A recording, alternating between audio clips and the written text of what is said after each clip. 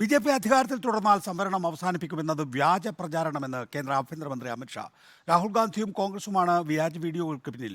BJP. SC, ST, OBC സംവരണത്തിനൊപ്പമാണെന്നും അമേഠിയിൽ മത്സരിക്കാൻ കോൺഗ്രസ് നേതാക്കൾക്ക് ഭയമാണെന്നും അമിത്ഷാ പറയുന്നു.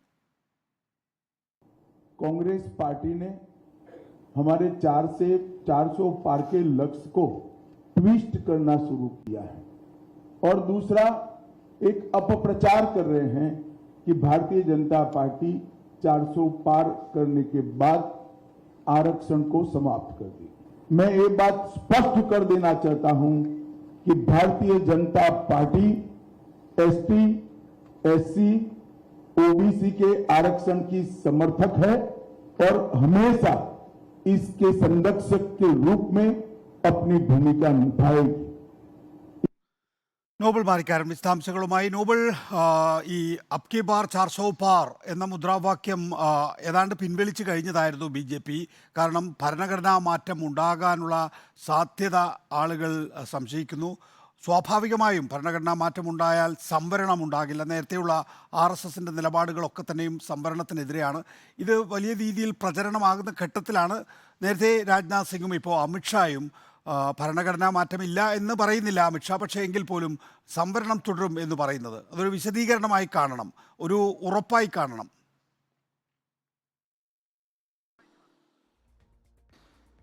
നികേഷ്, എന്താണെങ്കിലും ഈ സംവരണവുമായി ബന്ധപ്പെട്ടുകൊണ്ട് കഴിഞ്ഞ കുറേ ദിവസങ്ങളായി വലിയ രീതിയിലുള്ള പ്രചാരണം കോൺഗ്രസിൻ്റെ ഉൾപ്പെടെ സൈബർ ടീമിൻ്റെ ഭാഗത്ത് ഉണ്ടാകുന്നത്. അതിൽ പ്രധാനമായും കേന്ദ്ര ആഭ്യന്തരമന്ത്രി അമിത്ഷാ നടത്തിയ പ്രസംഗം എന്ന രീതിയിലാണ് ഒരു വ്യാജ വീഡിയോ പ്രചരിക്കുകയും ചെയ്ത് BJP വീണ്ടും അധികാരത്തിൽ തുടർന്നാൽ ഈ സംവരണം എടുത്തുകളയും, SC, ST, OBC വിഭാഗങ്ങളുടെ സംവരണം എടുത്തുകളയും എന്ന തരത്തിലായിരുന്നു ഈ വീഡിയോ പ്രചരിച്ചത്. ഇതുമായി ബന്ധപ്പെട്ട് കേസുകൾ ഉൾപ്പെടെ ഉണ്ടാവുകയും ചെയ്തു. അതിനു പിന്നാലെയാണ് എന്താണെങ്കിലും ഈ സംവരണ വിഷയത്തിൽ ഇപ്പോൾ കേന്ദ്ര ആഭ്യന്തരമന്ത്രി തന്നെ നേരിട്ട് എത്തിക്കൊണ്ട് കോൺഗ്രസിനും ഒപ്പം രാഹുൽ ഗാന്ധിക്കുമൊക്കെ എതിരെ രൂക്ഷ വിമർശനം ഉന്നയിച്ചിരിക്കുന്നത്.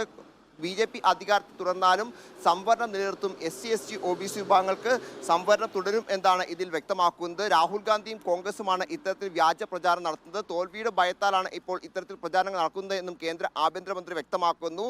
അതോടൊപ്പം തന്നെ ഇതുമായി ബന്ധപ്പെട്ടുകൊണ്ട് പലതരത്തിൽ പ്രധാനമായും ഈ വ്യാജ വീഡിയോ പ്രചരിപ്പിച്ചത് കോൺഗ്രസിൻ്റെ മാത്രം സൈറ്റുകളിൽ കൂടിയല്ല, മറിച്ച് NCP അടക്കമുള്ള മറ്റ് ഇന്ത്യ സഖ്യത്തിലെ പാർട്ടികളും ഇതുമായി ബന്ധപ്പെട്ട വീഡിയോകൾ പ്രചരിപ്പിക്കുകയും ചെയ്തിട്ടുണ്ട്. ഇതുമായി ബന്ധപ്പെട്ട് രാജ്യത്തിൻ്റെ വിവിധ ഭാഗങ്ങളിൽ കേസും ഇപ്പോൾ നിലനിൽക്കുന്ന പശ്ചാത്തലമുണ്ട്. അത്തരത്തിലൊരു വ്യാജ പ്രചരണം ഉണ്ടായതിനു പിന്നാലെയാണ് കേന്ദ്ര ആഭ്യന്തരമന്ത്രിയുടെ ഭാഗത്ത് നിന്ന് ഇപ്പോൾ ഈ പ്രസ്താവനയും ഒപ്പം ഇതുമായി ബന്ധപ്പെട്ട പ്രതികരണവും വന്നിരിക്കുന്നത്. ഈ കേസുമായി ബന്ധപ്പെട്ടുകൊണ്ട് ഇന്നലെ ദില്ലി പോലീസ് തെലങ്കാന മുഖ്യമന്ത്രി രേവന്ത് റെഡ്ഡിക്ക് നോട്ടീസ് അയച്ചിരുന്നു. നാളെ ഇതുമായി ബന്ധപ്പെട്ട് ചോദ്യം ചെയ്യലിന് ഹാജരാകണമെന്ന് ആവശ്യപ്പെട്ടാണ്. ഈ വ്യാജ വീഡിയോയുമായി ബന്ധപ്പെട്ട് ചോദ്യം ചെയ്യലിന് ഹാജരാകണം, വരുമ്പോൾ തൻ്റെ മൊബൈൽ ഫോൺ കൊണ്ടുവരണമെന്ന ആവശ്യം കൂടി ദില്ലി പോലീസ് വെച്ചിട്ടുണ്ട്. അതൊപ്പം കോൺഗ്രസിൻ്റെ 5ഓളം വരുന്ന മറ്റ് നേതാക്കൾക്കും ഇതിൽ നോട്ടീസ് നൽകിയിട്ടുണ്ട്. ഒപ്പം അസമിൽ ഇന്നലെ ഇതുമായി ബന്ധപ്പെട്ട് ഈ വീഡിയോ പ്രചരിപ്പിച്ച കേസിൽ ഒരാളെ പോലീസ് അറസ്റ്റ് ചെയ്തിരുന്നു. മുംബൈയിൽ ഇതുമായി ബന്ധപ്പെട്ട് ഇന്നിപ്പോൾ കേസെടുത്തിട്ടുണ്ട്. മുംബൈയിൽ NCP ഹാൻഡിൽ ഉൾപ്പെടെയുള്ള ട്വിറ്റർ പേജുകളിൽ നിന്ന് ഈ വീഡിയോ സമൂഹ മാധ്യമം നീക്കം ചെയ്യുന്ന നടപടി കൂടി ഉണ്ടായിട്ടുണ്ട്. അതാണെങ്കിലും ഈ സമൂഹത്തിൽ സ്പർദ്ധ വളർത്തുന്നതിന് വേണ്ടി ഇത്തരത്തിൽ വ്യാജ വീഡിയോകൾ പ്രചരിപ്പിച്ചു എന്നാണ് ഇതിൽ പോലീസ് കേസെടുത്തത്. അത്തരത്തിൽ IPCയുടെ വിവിധ